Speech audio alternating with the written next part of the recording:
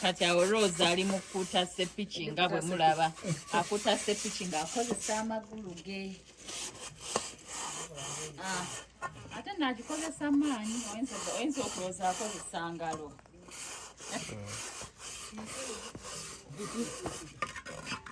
Rose bamubuuza amazzi nago ekikopo asitula bw'ati asituza bigere ng'ayoza sepiki akamula nyundo awo ng'ayiwayo This is beautiful.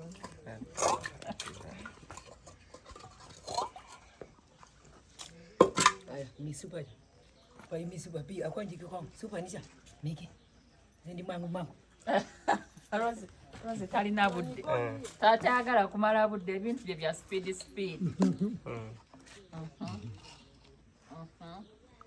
Kuyiwa amazzi mu ccupa. Target kyekyo. Ate n'osanga omuntu omulamu ng'akankana.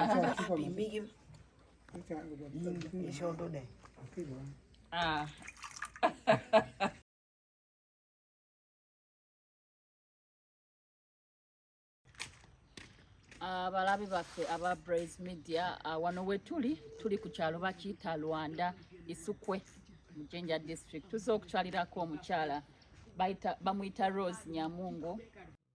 Omukyala ono talina magulu n'emikono giri hafu era mugenda mulaba naye kyewunyisa okuba nti akola buli kimu omuntu omulamu kye yandibadde akola. Ayoza engoye, afumba emmere, awaata, alina ne bizinesi gy'atambuza, atunda butto. Era mugenda kumulaba ono omukyala nze muyita Miracle Woman. Mugenda kumulaba ono omukyala Rose engeri gy'atambuzaamu emirimu gye. Mugenda kulaba Rose engeri gy'atambuzaamu emirimu gye egya bulijjo. Byonna agenda bitunyumizaako nga bw'akola emirimu gye. Rose tusanyusa okulaba. Kyali. Semberako wano. Twogere Luganda. Tuyogere Lusoga. Tusangaire okubona. Kale. Isuka mwaka. Kale. Mungu yebala okukubisa mu mwaka. Amina. Wasizotya nya. Nonye. Wasizotya. Rose mukyala musanyufu ng'emmulaba. She's ever smiling. Buti omwaka wagubiseemu otya? Emwaka butidi. Tinabita bulungi nabita buti nga ndi mulwaire ng'olumbe diri kuluma abantu wala nakabangu awo najja batako supa ya madi biri bambako enani buti makerenda purecha ndina nalusa yena ndina mpole akamunguluze sawa idindi buti mbamu buti enani bulungi sawa idindi yamala yakyukamu pressure pressure katukusabire kasaba akuwaira amakerenda katukusabire otereere aye buti embeera eri etya wano embeera buti mpulira buti omugongo yena diruma aye buti nguma bugume kubanga buti oba ozira sente bwetaguma onasobola Uganda era ogumanga mukazi anti bakoba nti omukazi talwala alwala muziiko era nkwagaine ng'oli muziiko oli kufumba mmere era kitopo ofumba ki kati ki kyenkusanze kufumba bwito obwito obufumba otya nandi bafumba nga nani bwe basekula nga bakamula n'amaadi maso eyo bizinesi bwe tujjidde ano tumusanze afumba butto oyo ng'amukolamu palm oil. Kati Rose sooka ombulire process y'okufumba butto ono kuviira ddala bw'ogira ekyo ekigundi ku mutwe. Watwala mawa kabiri butita kumwena nuziko wasekula wajikamula kabiri omwiza mu muziko meyatogusa amala yatogosa bulungi mewasena maze kubusenamu kabiri isawansi kabiri tako gundi ekitegeeza process ya tetwala nnyo budde bungi kati olunaku ofumba ebyo bigundi bimeka ye babiyita batya? piti tufumba buti olunaku lulala donka nga eri nga ngote enani buti engota buti 2 nga tufumbako enaku 2 buli lunaku ofumba kimu ya kati ojjayo 2 n'oterekako kimu n'ofumbako kimu n'enkya bw'otyo okay kati bw'obijjaawo ku kyoto ng'okola otya ku kyoto nkwetoka najja bw'ojjaawo osooka n'obirinda ne biwola n'olyoka oteeka mu bucupa kati ogambye akacupa ako ka 1500 kati Rose agambye kana akacupa ka butto akatunda 1500 nga kakomawa paka eno 1500 kati ate akalala tolinaawo kalala kenyeza kula kabonge ke kacupa akaddako okusi okay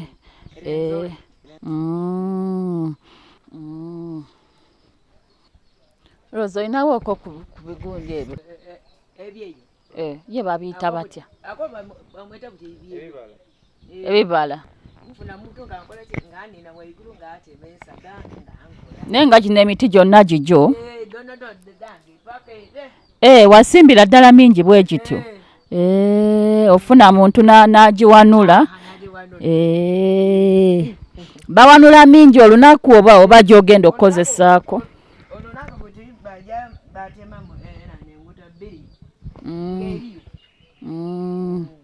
okay nkitegeera kale tukyali ne Rose atubulira bizinensi nga bwetambula agambye nti olunaku akola nusu 8 mu butto gwajja mu palm oil ayo no bizinensi nnungi ekolera ddala webale kuba mukyala mukozi biki ebirala byokola okugyako butto biki ebirala byokola okugyako okukola butto nga bwitu nga guzira nze nkola ebyeyo ng'ebyeyo nga guzira nga ntya obikola otya ebyeyo ebigere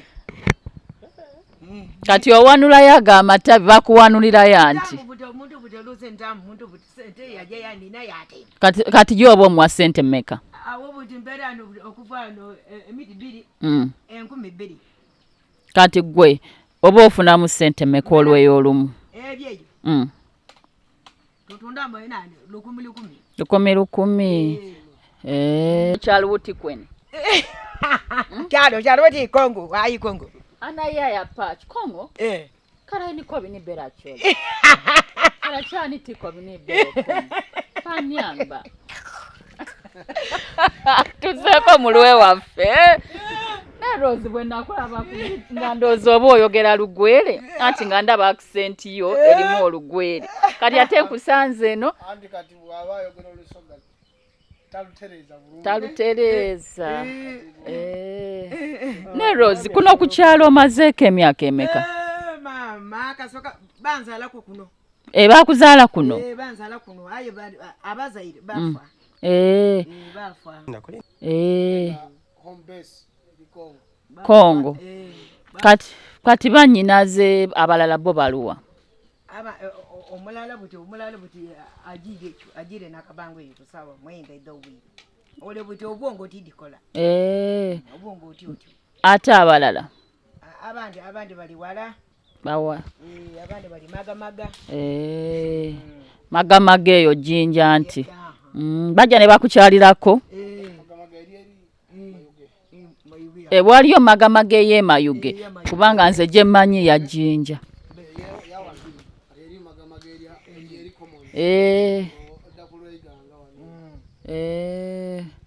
okay kati gwe naawe obeera kuno ku kyalo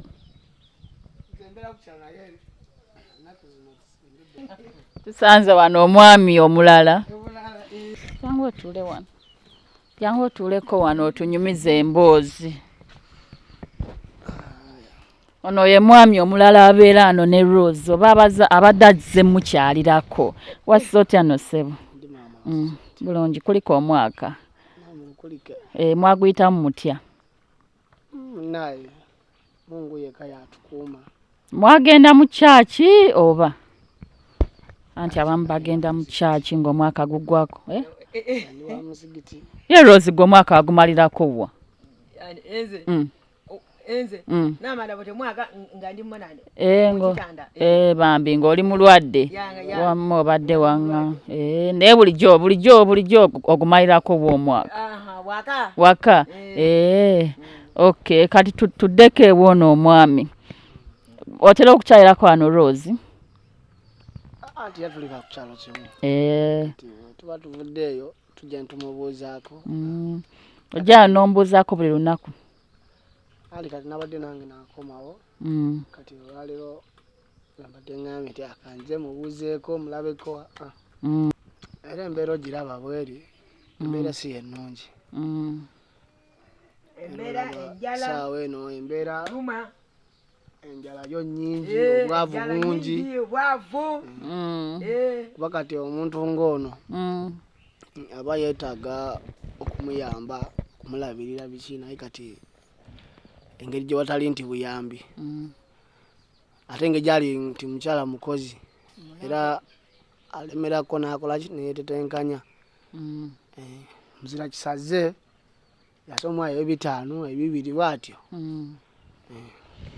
era Rose mulaba mukyala mukozi ye mukyala mukozi mbadde nsubira namusanga mu buliri ng'akyebase ye mukozi kuva dda bambi mwebale mukuuma mwebale kumulambulangako Katonda mwennyini naye yasobozesa n'agamba nti munnaye tamulambuleko banno kuba kati nze nsobola okumala ebbanga lyaba nga gumu kasindiko kuno naye we mba nkomyeyo waka nzija nenkola ki nembabuuzaako ngo kwegamba obuterabira bantu kubanga osobola okubeera eyo n'ofuna obuzibu bw'okomawo ku kyalo ng'ofunye obuzibu abantu abamu batandika okugamba gundi yeematira kitegeera naye kati bw'okomawo ku kyalo n'ogera ng'obbanko ku banno tebasobola kukola ki kukuvaamu era bwe kiri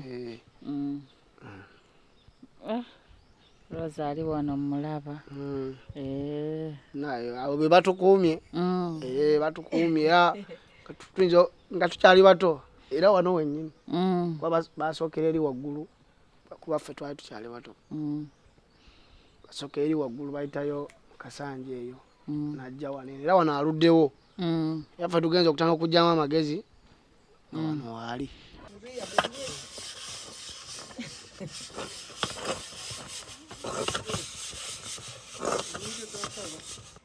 kati awo Rose ali mu kuuta sepiki nga bwe mulaba akuuta sepiki ng'akozesa amagulu ge ate n'agikozesa maanyi oyinza okulowooza akozesa ngalo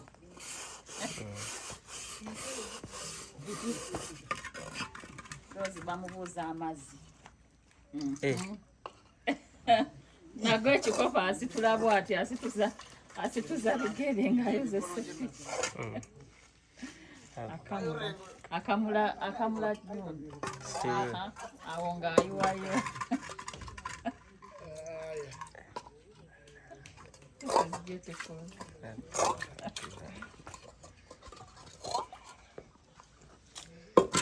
misupa pai misupa pi akwanjike kwangu supa nisha miki ndi mwangu Rose talina budde tatayagala kumala budde ebintu bye bya speed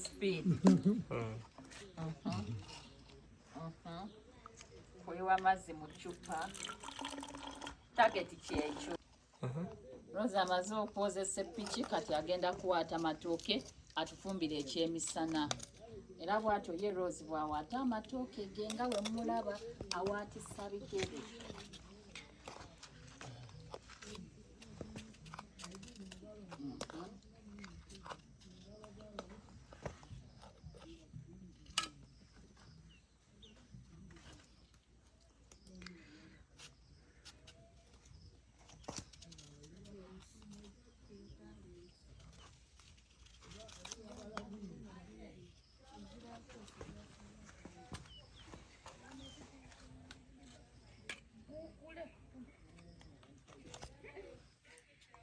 otyo Watyo Rose kansale butena enani batakatogo kendija kufumba tulie nime Rose agambye agenda tufumbira katogo katogo oluganda olulwe bwerutyo ayagala luganda lusoga ne Rose alabika owomerwa nnyo akatogo k'amatooke Watyo bwalabise Rose Awaata ettooke agambye agala tufumbira katogo k'amatooke n'ebinyeebwa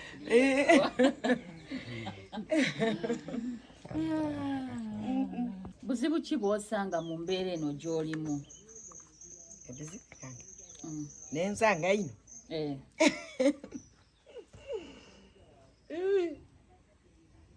nensanga ino ndikwenda bwite ku wiiki eyo mukuyire eno muyire nenane nenyama kiro ndala nzena ndyeku kubanga nawonye kufa nomutyere mundetereku eno embeera mbi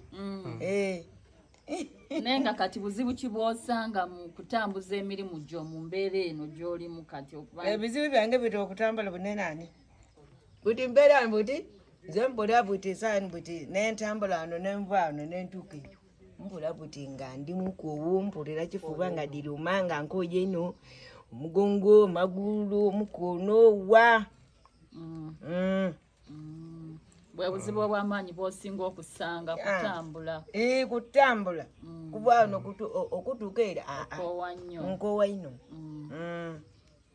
nenda mbeera gwano gwakagwano naye ng'ate naye wandyagadde okutambulako munaawe ogendeko eyo Kampala ogendeko ejjinja eyo olambuleko ere mu motoka nja mu motoka nguma ono n'oyingira nguma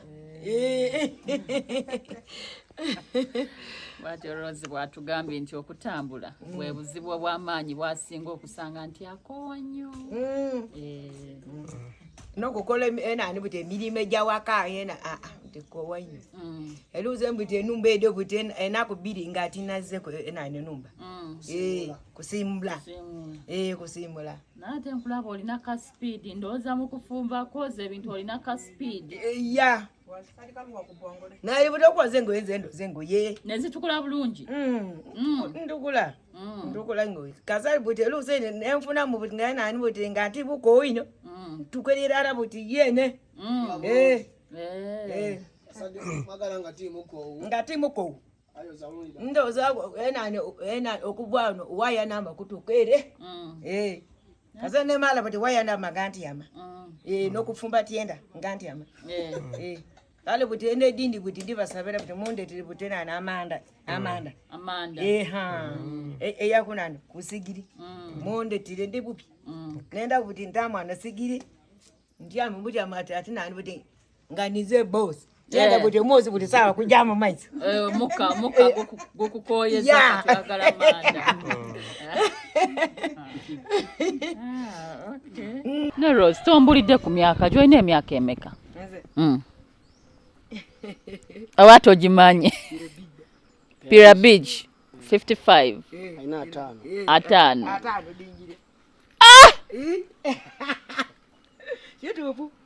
myaka 5 nenga olabika ng'owa 3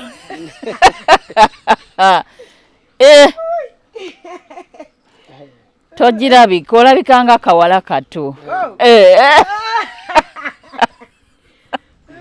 Rose eyo yemboozi ya Rose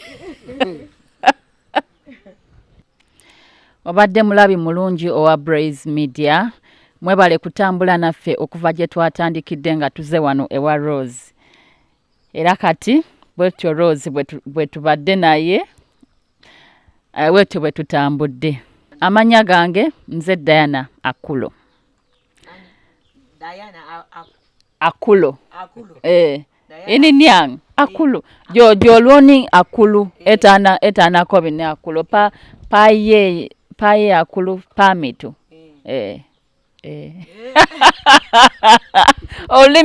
Olimi lwe waffe naye ngeta bugete sirumanyi.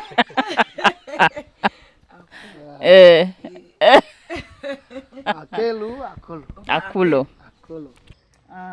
Agenda kuleta nku oba agenda kusesaamu.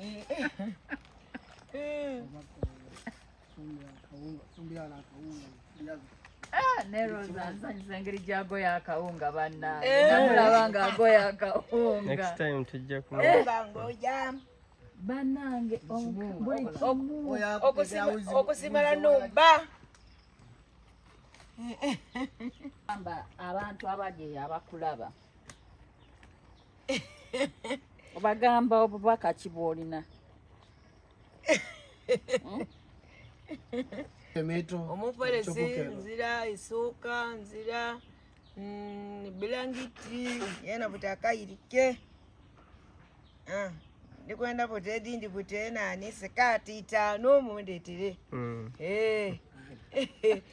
ndikwenda dino eneleso daifeno enetusiba yena ndikwenda 2 era byonna gweyogera kyonna kyoyagala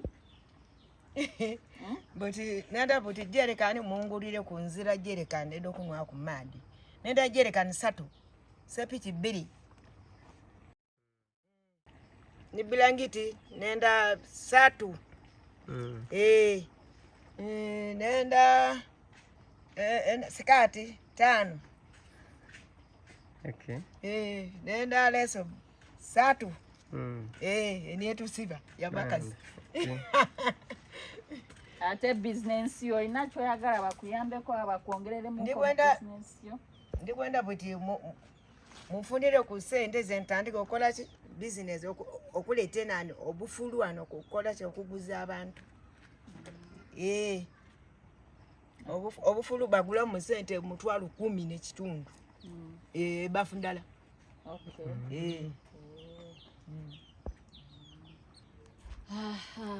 omulabi wa Brayz Media oyo ye Rose Nyamungo ebyo byayagala obulamu butambule atambuze obulamu obufuluza enkejje mukene kozi waliwo enkejje ku mukene waliwo difference ku mukene n'enkejje kati ye ayagala ki mukene Rose ayagala mukene oba wali asobola omuntu atandike bizinensi ya mukene kati abalabi baffe aba Brayz Media mwebale nnyo okutambula naffe okuva gye twatandikidde paka kati nga tukomekereza okukyala kwaffe ewa Rose. Until we meet again, my name is Diana Akulo. Thank you for watching us.